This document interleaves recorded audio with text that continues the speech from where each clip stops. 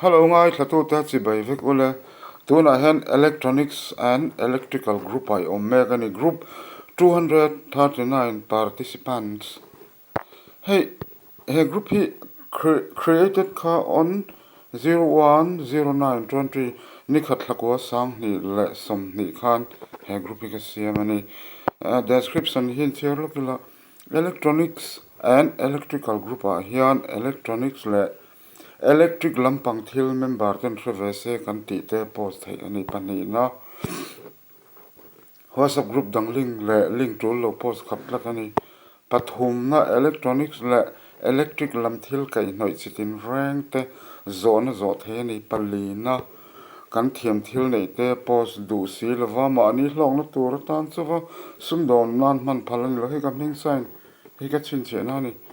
chuan eta hian hei kan du khira WhatsApp group dang link kha post kan phal lo ra rang ani thin link hrim chul lo kha post kha kan khaplat ani chu ti la chuan thil te nom lampang te hei post kan hmu a kan enanga chu hei kan sar hian admin hi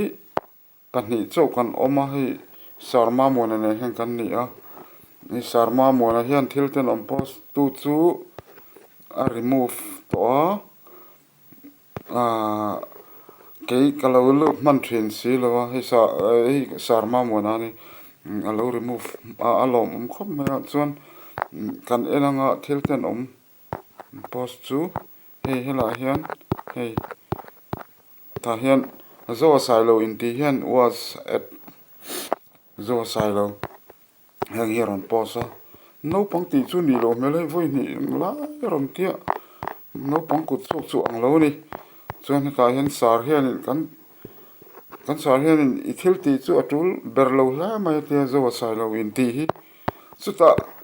hei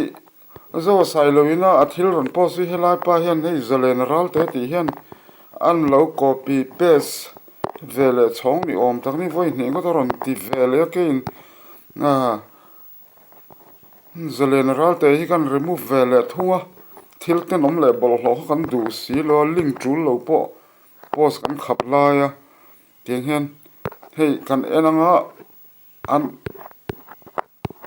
kan mel khet zong te ni mo hei hi zo silo in ti hi kan enang tunga ni ra ran he ta hian hi hei hi ni zo silo in ti thil te nom post tu khai hi he pa he ni hei chu ni anu pui ni om taka ni chu lo tu ka hei hi tiang hi ti mi lo tu ni hei katharau zokin le ti group hi ke ma se mane pathian thu chau chona ania heta poina ron ti du mayang remove anga ni back chokila remove le hal chi ni back chokanga tharau zokin le ti kha khoila nga ni aron ti mai chuanin a thai pathian thu chau chona phei chun apoi lu tuk don ani ta hen katharau zokin le ti hen kan group in common tlat me he ke ma sem tho ni a ta hen ta hen a om tlat me a om tel tlat me ni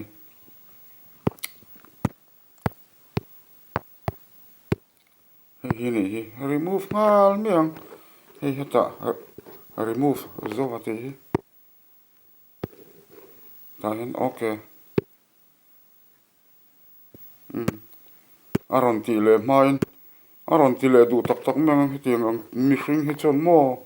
chuan san phim khur nga ni ti kan remove to chuan group link po lo mu fu sen ron zoin the to lo ni maro su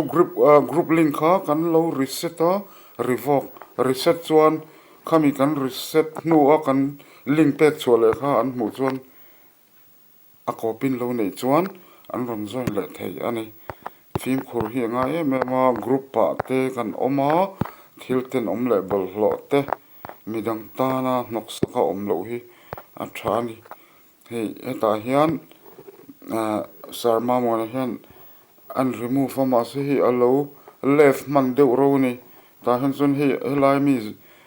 zalen ral te hi chu a left mine hi kan remove nga la chuan la hian you add zo silo hi kan add le a you remove zo silo ti kan chun aron join the to don lo chu wan chuan en group a po omila ten om le bol ho te hi post lo a thani ole kan du tok patang kalome